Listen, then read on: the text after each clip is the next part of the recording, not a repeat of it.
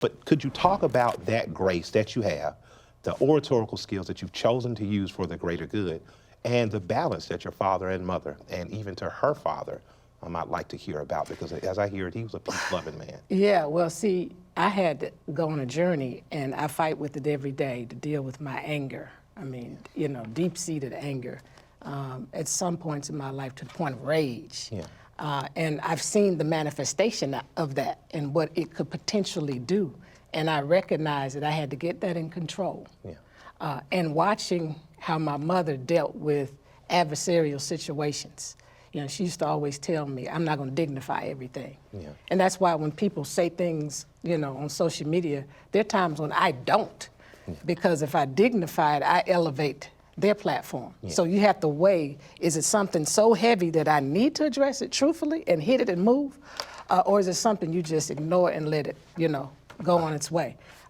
So it's been a discipline over time to learn how to manage emotions so they don't get out of control. Yeah. Because emotions can run me very quickly. But I remember I had to tell the story from my mom, because this is where it really, you're right, this is where it came from. I mean, obviously my father, but I didn't have the benefit of experiencing that. You were robbed because I was right. Yes, exactly. Absolutely. I was only 5. But I was riding down 166 here in Atlanta. And I was so angry about something, and I was talking to my mom about it, and I was getting ready to make this decision. And she just stopped me in the middle of the conversation, and she said, baby, never make a decision in your anger. And it arrested my attention, and it's been with me since then, because I was getting ready to make a decision. Had I made that decision, I would have later regretted it. Yeah. You know, and she was just trying to tell me, you know, get through that, because you're gonna be, the Bible says, be angry, but sin not.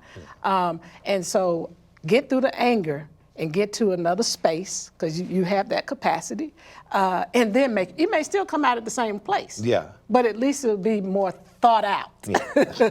And maybe you'll have a plan to go with it, because most times when we act like that out of emotion, we don't have a plan, it's just emotional. Yeah. Ain't no intellect in it anywhere.